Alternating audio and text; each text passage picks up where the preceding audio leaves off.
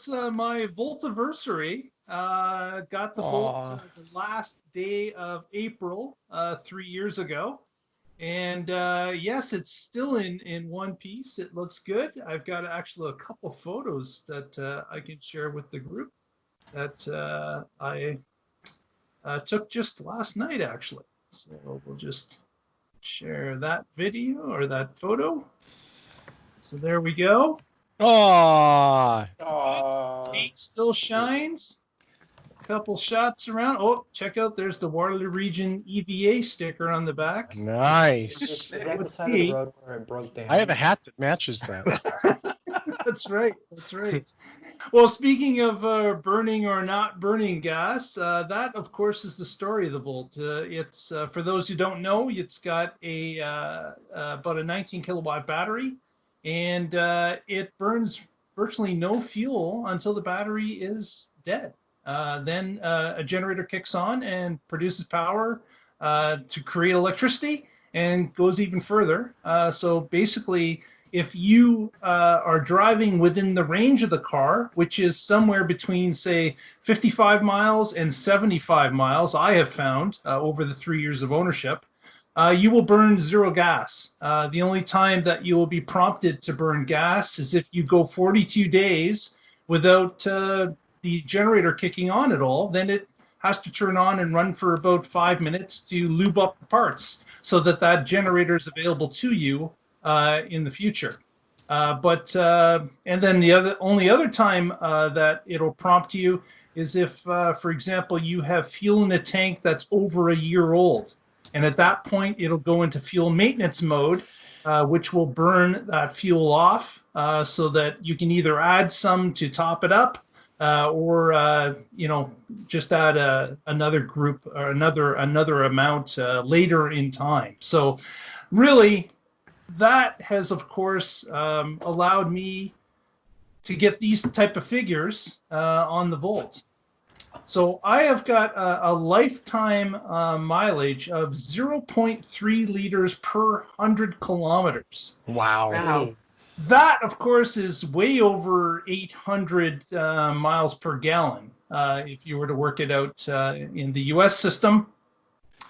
And that's over 3 years of use. And approximately, I believe I'm getting close to 44,000 kilometers, which would be what? About, I guess that would be about 35,000 miles? 28,000 miles. Wow. Okay. So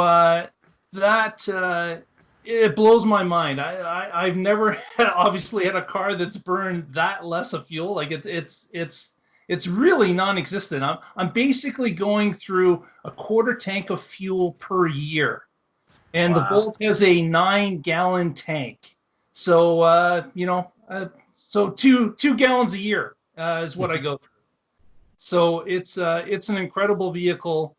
It's really served me well. Here we are. We're at 43,689 at this point, and man, I just cannot say enough about it. The car has it's been fantastic. I've had a couple of issues. I had a shift to park issue that was handled under warranty, and that indicated that when I got home one day, I tried to shift to park, and it wouldn't let me turn the car off. It said, "Hey, you got to put it in park to turn it off." And then I said out loud, "The car is in park," and it didn't recognize it. So I had to shift and drive, shift and park, shift and drive, shift and park, and then it worked. And I took it in the next day to replace the entire shifter, and that was it. The other issue I have run into since ownership has been that the car had an issue where the infotainment screen, the main 10-inch screen on the car, started to get dim one day and then went blank the next day. Called the Chevy dealer, had it brought in under warranty. They replaced the entire screen, and it's been perfect since that point for a year and a half. So those are the two issues that I've had with the car, the only issues I've had with the car, and I'm quite happy with how it's been operating. Last thing I'm going to touch upon is Volt Stats. This is a public website that anyone can visit, voltstats.net. And this is a list of a number of Chevy Volt owners across North America, actually the world, that they map point where those cars are, and they show them in different colors of green to indicate how good of mileage that these cars get. So just so you're aware, about 170,000 volts have been sold since 2010 in North America. And this map shows you the concentration. So you can see in Tony's area of Chicago, there's quite a concentration, as well as, of course, the Detroit area and across into the Toronto and Southern Ontario area. You have the ability to zoom in, and you can click on the individual data points, and it will show you how many miles per gallon that particular volt's getting. So that's mine, that bright green one. I can click on it, and it will actually bring up my stats. So it tracks my total EV miles, which you'll see is 26,000 and change. Wow. My total miles overall, 27,000 and change. So basically 850 some miles on gasoline, the rest on EV over the lifetime of the car. I'm getting about 97% EV percentage for my Volt, and then some other figures about MPG, MPGE, and MPG CS. And then, of course, it gives you your ranking amongst all the people that are on Volt stats. So you can see how close to the top or the bottom you are in those different stats. That's pretty cool. This this website is available for anyone to log into and click on. You can also see the other cars. So if the other Chevy cars, if you wanted to click on other models, you could look at Spark EVs, Bolts, ELRs, and even the CT6. So you can click on and see the different. But obviously the Volts have the most with 170,000 currently sold when 2019 when they were retired. Yeah, it's really a shame that they retired it.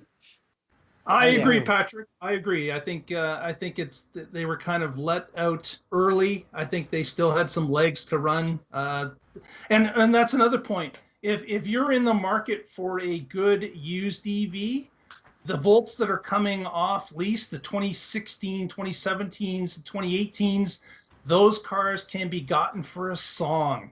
They're a lot cheaper than they were. Obviously, when they came out as new, a car with 30,000 miles on it, like through CarMax or one of the other multiple resellers, you can get a used Chevy Volt in those years that would be it's extremely cheap compared to what was it paid for new. Basically, 50% off. So if you have some interest in that, just check out your local used car lot or do it online and compare shop because there's a lot available out there. And for someone that wants to get involved in the EV movement, this car, I believe, is the perfect choice because it gives you a backup plan.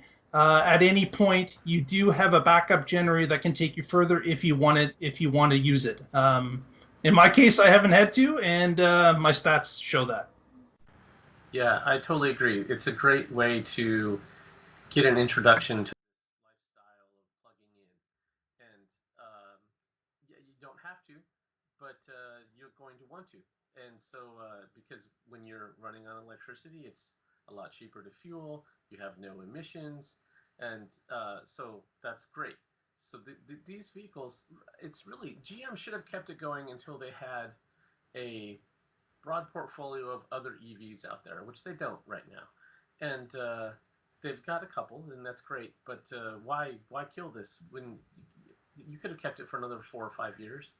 Yeah, definitely. Yeah, I just pulled up cars.com in the Chicagoland area. 2017 Volt Premier, 18,500 US. Yeah, and that's the top of the line, the Premier model. Yeah. Yeah, and then here's another one for 20, another one for 16, 7, for 19, a Volt LT for 17. Yes, this is yeah. And I have to say that I started with a 2012 Volt, which I still have. I sold to my daughter; she uses it. And what I found is that once you start using the Volt in EV, you just want to go further in EV. The further you can go, the better. And it becomes a game. You want to do better. You want to go further. and you pull the stops out to do it, and it just leads you down the EV road further. And I will never go back to a regular gasoline car. I was converted in the first 4 weeks of ownership, and it's just been a progression from that point forward, getting further and further into the EV lifestyle. Yeah, my biggest annoyance with my Volt was when I was a mile from the house, and it decided it was time to run the generator. Like, we're almost home. There's juice waiting for you. Yeah. I think every plug-in owner has experienced that, or you're just watching it go 5%, 4%, 3%. You're like, no, and then you hear it. My favorite though is that like it would turn on the generator and it wouldn't use it. It would just warm it up, and it's like that was pointless. Oh, Yeah, the warm-up cycle, just to Yeah. get the engine up to optimal temperature. Yeah, exactly. Might need this. No, we're almost home. I won't need it. See, Casey, you were part of the game and you didn't even know it. Yeah, I thought that my numbers were good about 2012 I shared there, and you blew me out of the water. Jeez. Yeah, my 13 was red like yours. Yeah. Yeah, it didn't get anywhere near the mileage of the 12 though, because my wife didn't appreciate all the charging. Well, thanks for the update, Mark. That's great. You're crushing it, man. I mean, it's a great story. That like you said, you do the gateway, and now your daughter has one, and then you've moved on, and you have a Tesla in addition to your Volt. It's the progression that we've all talked about. And, Is that the same daughter but the Spark? No, that's my second daughter. So I got a Spark EV, a Volt 2012, a Volt 2017, and of course my wife has the Tesla Model 3. Yeah. Plug-in family. Yep. The nuclear family, you might say. Oh.